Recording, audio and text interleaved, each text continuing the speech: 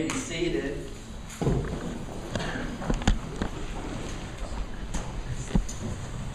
For the past 2,000 years, the Christians have been gathering on the first day of the week. And that is no accident. It is a sign of a radical experience that occurred in the lives of the first Christians in the very first generation. They were devout Jews. I often like to say that Jesus was not a Christian. It's kind of shocking. But he was Jewish. And he was a faithful Jew. And he practiced Judaism, the religion of his family and of his ancestors. He was a very observant Jew.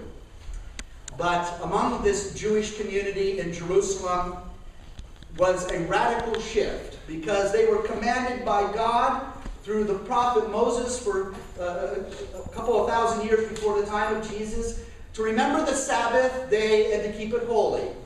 The Sabbath day was the seventh day. Yesterday was the Sabbath, Saturday. But Christians worship on Sunday. And we worship on Sunday because something happened that was so earth-shaking that it changed their whole paradigm in the way they related to God. And that was the resurrection. Jesus was raised from the dead on the first day of the week, and it was the dawn of a new age. And so these devout Jews, who were the first followers of Jesus, began to gather every Sunday and to remember Jesus in the breaking of the bread and the sharing of the cup, and to remember the stories about Jesus which were later written down, and they come to us as the gospel stories that we heard this morning. And we've been doing that for the last 2,000 years. The very fact that we gather on the first day of the week, on Sunday morning, in itself bears historical witness to the fact of the resurrection. Something happened that transformed the early disciples of Jesus. Something is happening even now as we gather in this church to commemorate that event, because we believe and are convinced that when we gather to remember the great event of Christ's resurrection from the dead, that we somehow participate in his supernatural life. That Christ indeed is present with us, among us, within us, in all of his transforming and healing power and in all of his wisdom. And so we come to gather at the feet of Jesus. We read in the opening verses of the gospel this morning, as it's recorded according to Matthew, that Jesus went up on the mountainside. I've been to that mountain where Jesus went up, and it's covered with grass, and it's green, it's verdant. And so on one day there, Jesus went up on the mountain, and we are told that multitudes of people came and gathered around Jesus as he sat down. They gathered and sat down with him. And then, as Matthew puts so poignantly and eloquently, Jesus then opened his mouth and began to teach them. Oh, that Jesus would once again open his mouth and speak to our hearts and teach us in this moment that we are gathered in his presence together. The prophet Zephaniah in the first reading talks about a coming day of destruction. And that is not a very popular thing to think about. The message of the ancient Hebrew prophets who lived centuries before Jesus always had a message of hope, but it also was combined with a message of warning. It's not always good news. And the message of the prophet Zephaniah is that God is going to visit a day of destruction upon the earth. And that is a warning to the people of Israel. And yet God speaks a message of hope. And that is, but on that day of destruction, the humble and the lowly need not to be afraid. And so the message of the prophet speaks to us, my brothers and sisters. If we are humble and lowly, we have nothing to fear. The church in recent years has talked about this attitude of God towards the human race. And we call it God's preference for the poor and the lowly. God has a preferential feeling towards those who are the powerless among us, those who are the poor among us, those who are the weak among us. God favors the weak, the meek, and the lowly. And this, to people in the world, sounds like utter and complete lunacy. It sounds foolish to the people of this world, because that's not how our world operates. We know that every generation experiences its greatness, and it also experiences that day and moment of destruction. Every empire, every society, every civilization that has sprung up from the earth has always met its doom on its day of destruction. The day of destruction, which the prophets say is the day of accountability and judgment. And not only does this happen to every nation and culture and tribe and people and civilization, this happens to individuals, particularly individuals who aspire to possess power, to possess wealth, and to possess influence over others. It is to these that must be warned most seriously of the day of destruction, because it will surely come.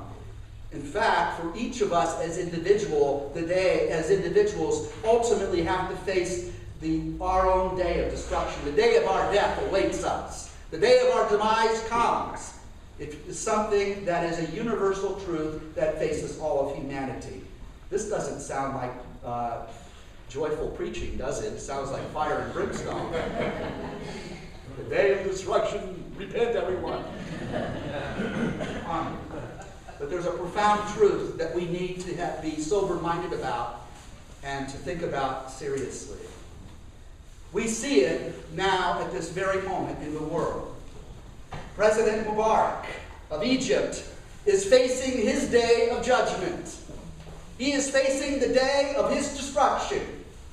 For 30 years, he ruled the people of Egypt in a very repressive, oppressive way. He was a tyrant. He was a friend of the United States, but nonetheless, he was a tyrant and a brutal dictator. And now his day of judgment has come. We've seen dictators who have all power, seemingly all power, and who are invulnerable to any attempt to rob them of power. We've seen them fall and be humiliated and to be destroyed. Think of Saddam Hussein, who had all that power. And yet, think of his destruction. But to those who placed so much value upon the acquisition of wealth and power and influence and knowledge, the day will come. Woe to you, says Jesus. The day will come when there will be a day of reckoning and accountability. But we can refer to these things when we refer to nations and great leaders who have power. But it also has application to those of us who are individuals, because many of us live our lives as if we are trying to gain power and influence upon the little empire we have around us that we try to create. We are always finding ourselves quite often engaged in the endeavor to increase our influence and power over others and to acquire wealth and to be one up on our neighbor, these kinds of things. So even though we can point the finger at someone as awful as Saddam Hussein or any other great dictator, sometimes we live our lives as little dictators, always wanting to be in control, wanting to be powerful. And Jesus has this word to speak to us as he opens his teaching, as he becomes Jesus the poet. Isn't it beautiful? For Jesus doesn't say, blessed are you when you're rich. That's what our society and culture tells us if you watch TV. But Jesus says, no, blessed are the poor. That's utter foolishness to the world. Luke says simply, records Jesus saying, blessed are the poor. Matthew adds the words in his gospel. He seems to remember it this way. Jesus said, blessed are the poor in spirit. Because there are many ways in which we try to acquire wealth and power and influence. One of the ways is to do it in a crassly imperialistic and materialistic way. But there's another kind of wealth we strive for, And that is to have religious wealth. You know, to acquire points with God, going to Mass every Sunday, doing all the right things, thinking that you're a better person and that you somehow can impress God with your religious devotion. Blessed are those who are poor in spirit and realize they have nothing whatsoever to offer God except their gratitude. Jesus goes on to say, blessed are those who mourn. Now, I've been in grief in my life. I've experienced great loss. We mourn when we lose something dear and precious to us. And it's an odd thing to say that you're blessed when you're grieving. Because when you're grieving, you don't feel very blessed. You feel that you've been robbed of a blessing. Death has come like a thief in the night and taken that which is most precious to you. And you grieve and you mourn, but Jesus tells you how blessed you are. Because the very fact that you're hurting and in pain and grieving means that you have truly loved that person that you have lost. And as Shakespeare says, it is better to have loved and lost than to never have loved at all. So even when we are grieving and in pain, that grief bears witness to the fact that we have experienced the gift of love for another within our lives. And Jesus says, that's blessedness.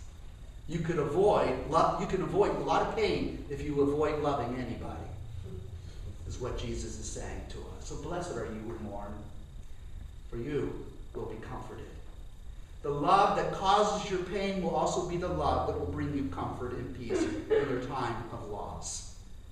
Jesus goes on to say, blessed are the meek and lowly, the powerless, those who have absolutely no political influence, the marginalized, the rejected. Blessed are they, for they're the ones who will inherit the earth. And it's interesting to see the cry of the poor as they rise up in Egyptian society now. And we will see the outcome of that experience. But I think that the president of Egypt is certainly someone who is meeting his judgment. And then, rather than being the powerful that will inherit the earth, ultimately it'll be the humble. God prefers the meek and the lowly over the proud and the strong. Do not boast in your wealth. Do not boast in your strength. Do not boast in your ability to accomplish great works. Boast only in the Lord, the apostle tells us. Blessed are the pure in heart. Now, when I think of the pure in heart, my brothers and sisters, I'm influenced by our religious culture here in America, which is influenced particularly by the Irish. And that is, when we think of impure hearts, well, it's like going to confession and saying to the priest, I've had impure thoughts. You know what I'm talking about. We seem to associate a pure heart or impurity with any kind of sin that has anything to do with sexuality. And that's not what Jesus is talking about here. Not that that's not a problem, but the fact of the matter is, what Jesus is saying is, someone who has a pure heart is one who has an undivided heart. One who is totally committed, heart, mind, and soul in his endeavor. A person with a divided heart, a person sitting on the fence of ambivalence, doesn't know whether to give himself over completely to the things of God or completely to the things of the world. A person with a divided heart is a person who is unable to make a commitment and a decision in life. And Jesus says, blessed is the person of the undivided heart, who is willing to give over everything he values, everything that he is, or she is, to the will of God. Blessed are the pure in heart. And here's the staggering promise. For they shall see God. You devote yourself to a single purpose in life, to fulfill the will of God, and you will behold with your own eyes the presence of God. That's a staggering promise. Blessed are the peacemakers. Blessed are those who are merciful. What Jesus is telling us, so what if you're offended? Don't hold on to a grudge. Be quick to forgive. Be quick to overlook the faults of others. If you do this, you are blessed indeed. But if you hold on to that unforgiveness, if you hold on to that anger and to that grudge, it will be to your destruction. Blessed are the peacemakers. There has been established within the ECC, the communion which we belong to of the ECC, there has been a Franciscan community. We now have a Franciscan order in the ECC. Isn't that great? I've invited a few of them to come visit us. They look really good in their habits, you know. I think of St. Francis of Assisi because St. Francis, for many of us, is the embodiment of the Beatitudes. He lived his life literally according to the Beatitudes. Well, the Franciscan order of the ECC have named themselves this, and I think you'll like it. They call themselves the Franciscans of Reconciliation. We are to be servants of reconciliation, ministers of peace.